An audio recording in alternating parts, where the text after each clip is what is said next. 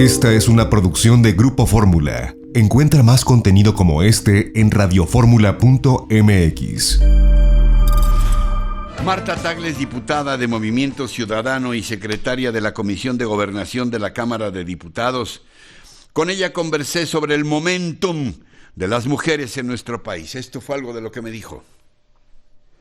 Diputada Marta Tagle de Movimiento Ciudadano, secretaria de la Comisión de Gobernación en la Cámara de Diputados. Antes que nada, muchas gracias por acudir a este llamado. Al contrario, muchísimas gracias por la invitación, Ricardo.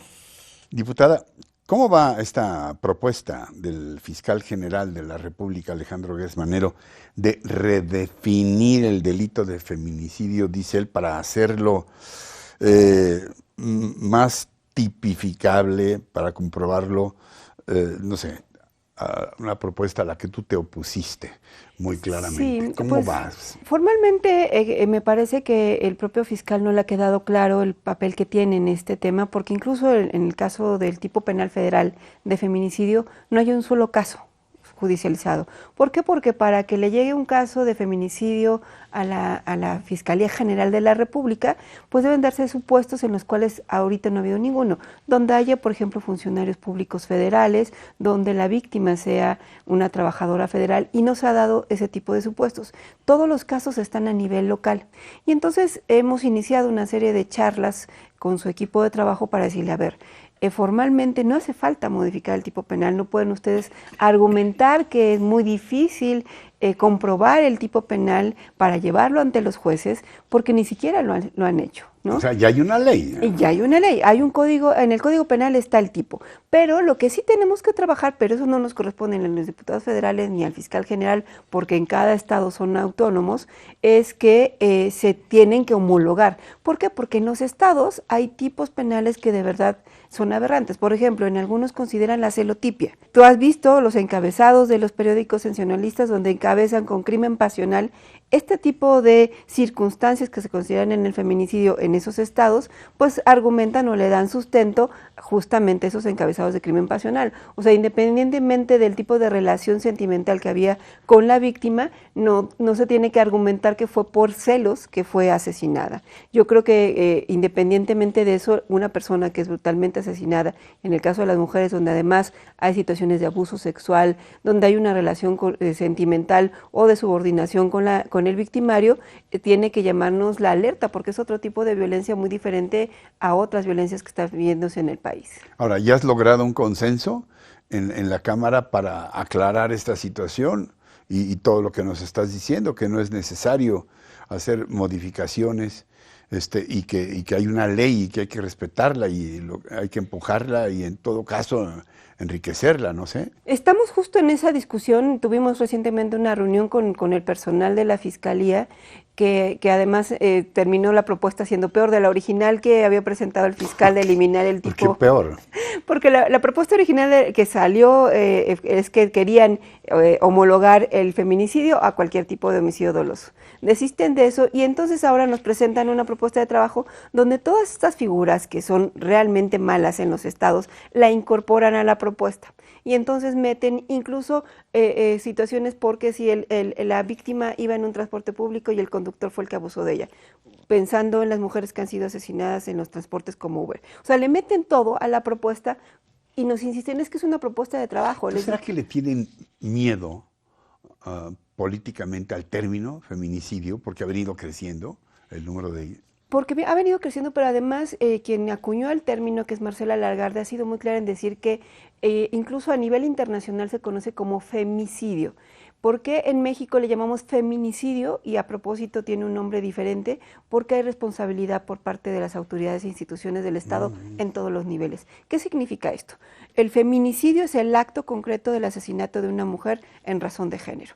Pero ha habido antes y después del asesinato omisiones y actuaciones negligentes por parte de las autoridades.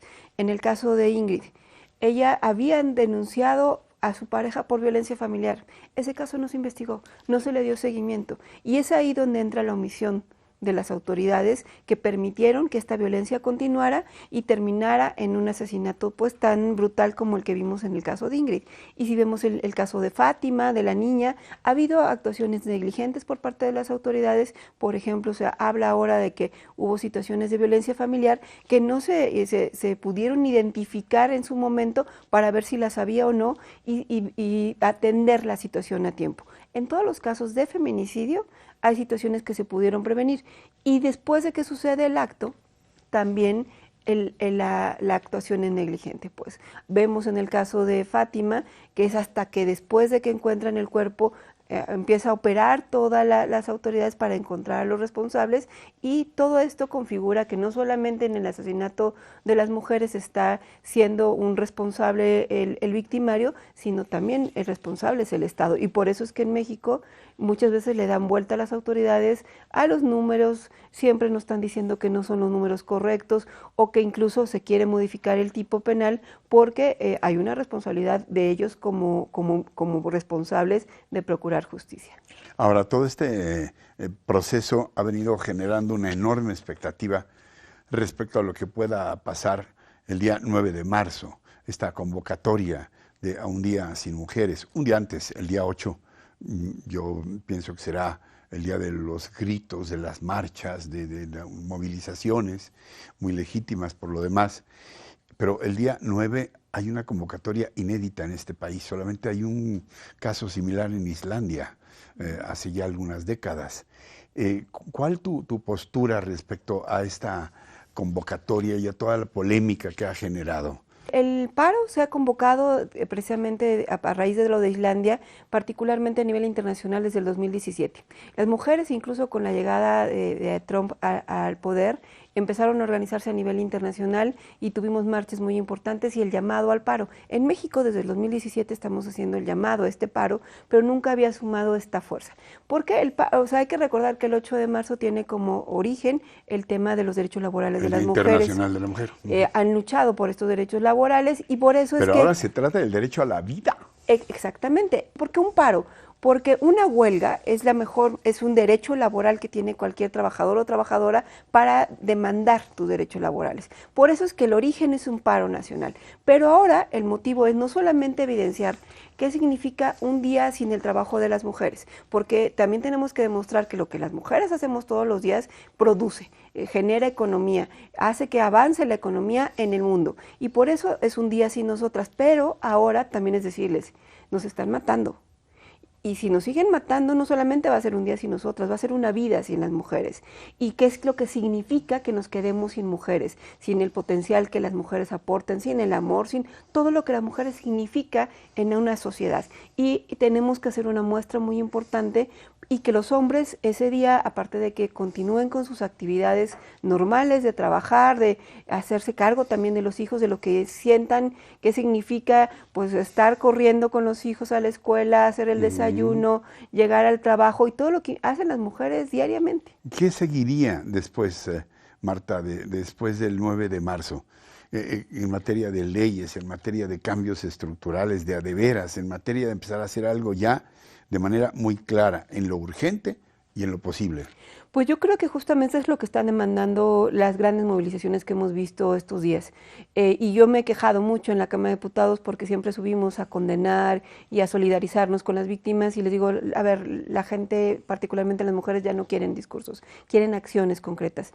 La Secretaría de Gobernación convocó después de estas manifestaciones que ha habido frente al Palacio Nacional a una reunión con varias instancias de gobierno y presentó una serie de medidas, que son medidas que pueden ser buenas, pero que se quedan en el discurso si no las aterrizamos.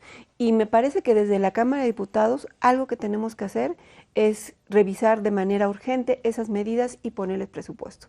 Es decir, si ellos están diciendo que va a haber una atención médica y psicológica a las 24 horas del día, como dice la ley, ¿quién tiene que darla? O sea, ¿dónde tiene que poner una denuncia una mujer que está sufriendo violencia? y si ese lugar donde va a poner la denuncia está capacitado para atender la denuncia y no ser revictimizada. Entonces, ¿dónde tenemos que poner los recursos? Hay que recordar que la Fiscalía General fue recortada con 1,000 millones en el presupuesto federal y prácticamente no cuenta con recursos para atender el tema de violencia hacia las mujeres. Los diputados ya no tenemos que hacer leyes. Me parece que incluso hemos pecado con el exceso de subir penas. Subir las penas no nos han servido para nada. Si los responsables no llegan a la cárcel, ¿de qué sirve que tengan cadena perpetua? Sí. Eso es solamente populismo penal y no nos sirve. En este momento de urgencia, los diputados, que es además una responsabilidad de la Cámara, tenemos que poner recursos. Y eso implica que si hay un acuerdo con la Secretaría de Hacienda, porque son los que manejan los recursos públicos, para que nos permitan hacer reasignaciones y atender la emergencia, porque las acciones que han sido anunciadas por parte del gobierno van a quedar en buenas intenciones si no estamos haciendo que se vuelvan aplicables. Diputada Tagle, este espacio se quedará siempre abierto para esta causa. Te lo agradezco mucho. Pero por ahora el tiempo nos apremia.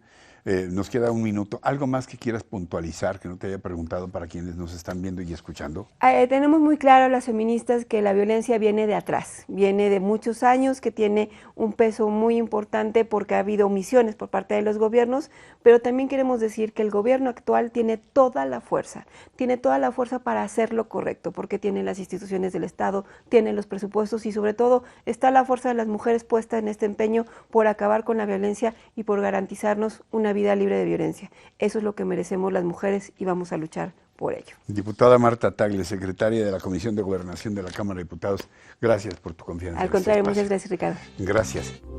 Esta fue una producción de Grupo Fórmula. Encuentra más contenido como este en radioformula.mx.